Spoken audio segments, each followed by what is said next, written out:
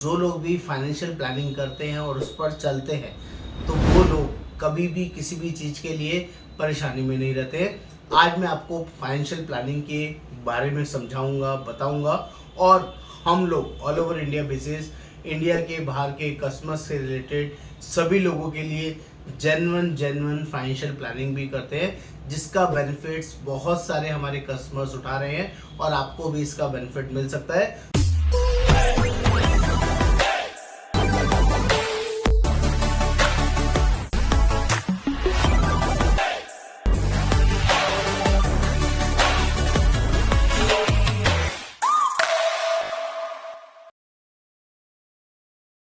नमस्कार दोस्तों, मैं Yogendra Verma, financial planning expert. दोस्तों, मैं पिछले 22 साल से इस इंडस्ट्री में हूं और लोगों की जेन्युइनली हेल्प करने में बिलीव करता हूं। आज का ये वीडियो आपके लिए बहुत ही शानदार, ज़बरदस्त रहने वाला है, क्योंकि यहाँ हम बात करने वाले हैं फाइनेंशियल प्लानिंग को लेके। दोस्तों, हर पर्सन के लिए जो भी अपनी फैमिली से प्यार करता है, अपनी फैमिली के लिए दूर की सोचता है और अपने लिए कुछ जेन्युइन प्लानिंग करना चाहता है, उन सभी लोगों के लिए फाइनेंशियल प्लानिंग होनी बहुत ज़रूरी है। और जो लोग भी फाइनेंशियल प्लानिंग करते हैं और उस पर चलते हैं तो वो लोग कभी भी किसी भी चीज़ के लिए परेशानी में नहीं रहते। आज मैं आपको फाइनेंशियल प्लानिंग के बारे में समझाऊंगा, बताऊंगा और हम लोग all over India basis India के बाहर के कस्टमर्स से रिलेटेड सभी लोगों के लिए जेन्युइन फाइनेंशियल प्लानिंग भी करते हैं, जिसका बेनिफिट्स बहुत सारे हमारे कस्टमर्स उठा रहे हैं और आपको भी इसका बेनिफिट मिल सकता है। तो डिटेल के लिए आपको इस वीडियो को एंड तक देखना है, प्रॉपरली समझना है और ये वीडियो जेन्युइनली आपकी नॉलेज में बहुत बड़ा नया अपडेट करेगा, जिससे आपको बहुत सारे बेनिफिट्स मिलेंगे। तो जल्दी से देखते हैं फाइनेंशियल प्लानिंग की क्या नीड है, लोगों को क्यों लेना चाहिए और फाइनेंशियल प्लानिंग लेने से कितने बड़े सॉल्यूशंस आपको मिलते हैं, जो कि आप लॉन्ग रन में एडमायर करेंगे, लव करेंगे कि यस, आपने फाइनेंशियल प्लानिंग कराई थी तो आपको ये सब चीज़ें अचीव हो गई। तो जल्दी से समझते हैं फाइनेंशियल प्लानिंग होती क्या है, इसका पर्पस क्या है। तो सबसे पहले समझाने की कोशिश करता हूँ।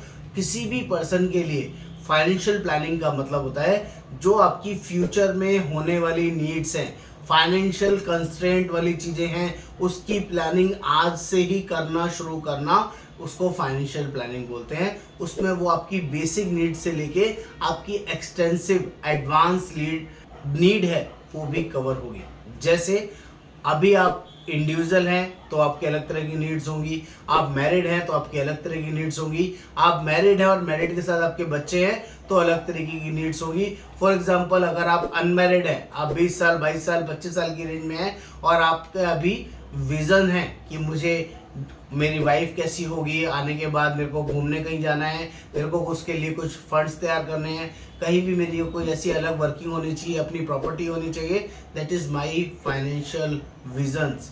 मे बी कौन सी अच्छी गाड़ी हो, किस गाड़ी में मैं जाऊँ, मे बी टू व्हीलर बहुत बड़ा आप कुछ लाइक कर रहे हैं, मे बी फोर व्हीलर कुछ बहुत अच्छी लाइक कर रहे हैं आप। तो यह हर पर्सन के अलग अलग लाइक्स हो सकते हैं। सिमिलरली जब कोई मैरिड कपल होता है तो उसकी लाइक्स, डिसलाइक और उसके जो ड्रीम्स होते हैं वो डिफरेंट होते हैं। उनको आने वाली फैमिली के लिए कुछ प्लानिंग करना होता है कि जब उनके बच्चे आएंगे तो उनके लिए उनको फंड्स चाहिए, पैसा चाहिए उनकी स्कूलिंग के लिए, उनके कॉलेज के लिए, सिमिलरली उनकी मैरिज के लिए और उनके खुद के घूमने फिरने के लिए और उनकी रूटीन नीड्स के लिए, इवन उनके रिटायरमेंट के लिए भी उनको अपनी फाइनेंशियल प्लानिंग करनी होती है। सिमिलरली जो थर्ड कैटेगरी है, जो सबसे ज़्यादा कॉमन है, हस्बैंड वाइफ और बच्चे, ये बहुत बड़ी रिस्पॉन्सिबिलिटी हो जाती है। जैसे आपके पास बेटा या बेटी होती है तो आपको अपने लिए तो प्लानिंग करनी ही करनी है, अपने बच्चों के लिए भी बहुत सारी फ्यूचर प्लानिंग करनी होती है, जिसमें मैक्सिमम लोग वो इसलिए फेल नहीं होते हैं कि उन्होंने प्लानिंग की, वो इसलिए फेल होते हैं दे फेल्स टू प्लान, उन्होंने प्लान ही नहीं किया।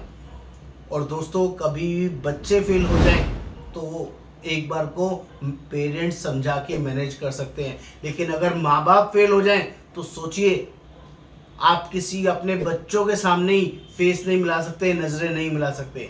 तो हमेशा ध्यान रखिए, एक बार को बच्चे फेल हो जाएं तो आप मैनेज कर सकते हैं, आप कभी फेल नहीं होने चाहिए। इसके लिए भी फाइनेंशियल प्लानिंग करनी होती है। क्यों? क्योंकि कभी आपने फाइनेंशियल प्लानिंग करी नहीं और आपका बच्चा टैलेंटेड है, नॉलेजेबल है और उसने कोई बड़ा एग्जाम क्रैक कर लिया और वो तैयार हो गया। मान के देखिए, आज वो डॉक्टरी के एग्जाम के लिए रेडी है, उसका प्रिपरेशन क्लियर हो गया, लेकिन गवर्नमेंट में उसको वो नहीं मिल रहा है एडमिशन, उसको प्राइवेट में कहीं एडमिशन लेना है एमबीबीएस के लिए, और वहाँ आपको वो बोलता है कि मेरे को 50 लाख 80 लाख 70 लाख या 1 करोड़ रुपए चाहिए एडमिशन के लिए, और आप बोलेंगे मेरे पास फंड्स नहीं है, मैंने मैनेज नहीं किया, मैंने कोई फ्यूचर प्लानिंग नहीं करी। वो फेलियर्स आपका नहीं होना चाहिए। अगर आपने प्लानिंग करके रखी हुई है, चाहे आपका बच्चा टैलेंटेड है नॉन टैलेंटेड है, वो कुछ भी आपसे बोलेगा, चलो आपकी डॉक्टरी नहीं हुई, इंजीनियरिंग कर ली, कोई और एमबीए कर लिया, या कोई बिजनेस करना है, तो आपके पास फंड्स होगा, आप कुछ करा पाएंगे उसको। आप ये मत सोचिए कि 20 साल के बाद 25 साल के बाद 18 साल के बाद देख लेंगे, अपने आप हो जाएगा। अपने आप कुछ नहीं होता है दोस्तों।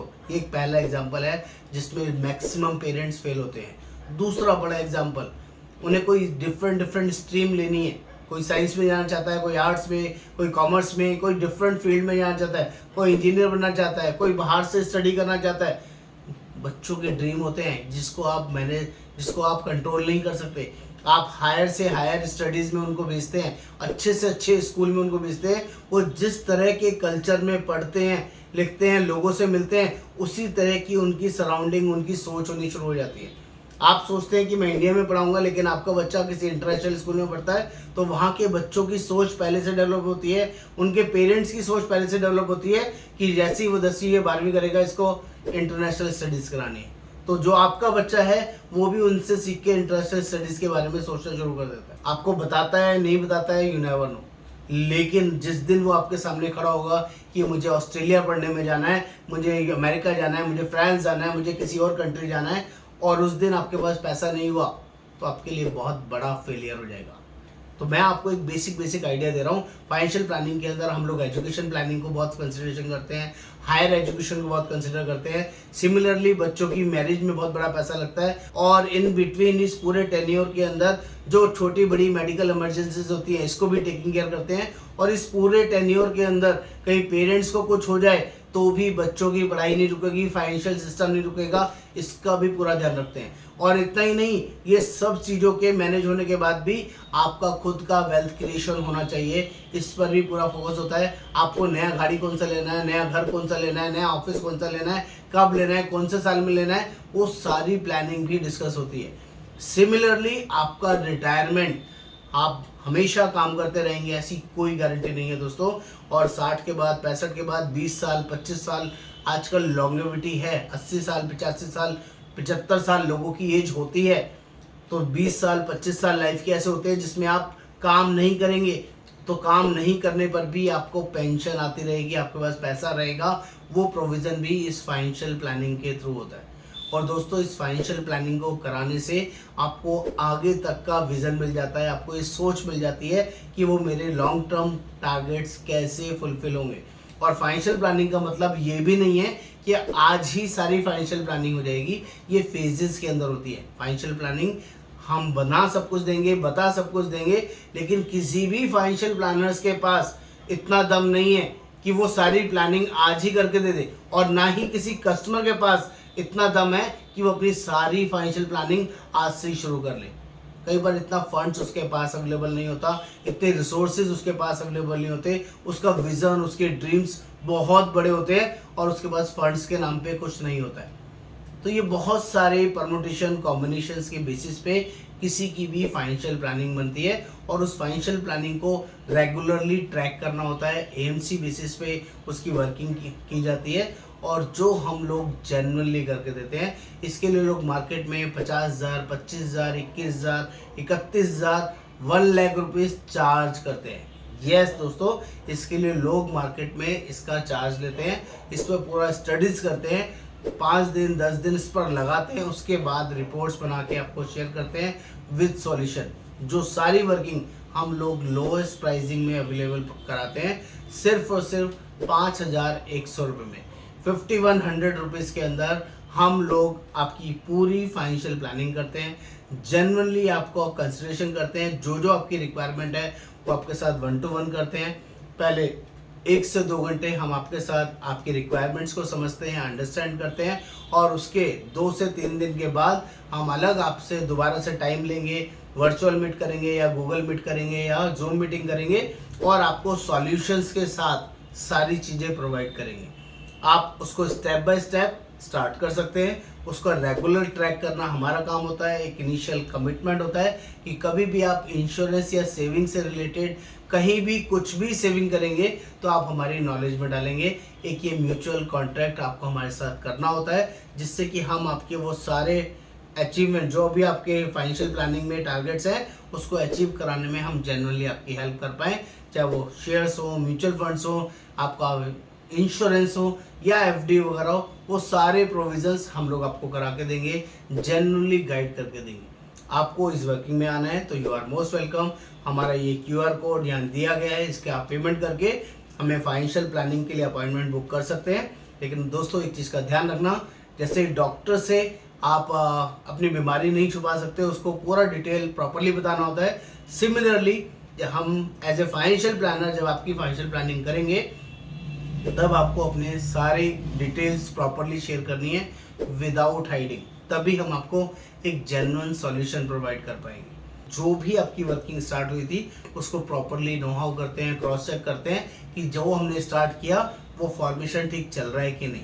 तो दोस्तों आपको उम्मीद है ये कंटेंट, ये वीडियो समझ में आया होगा।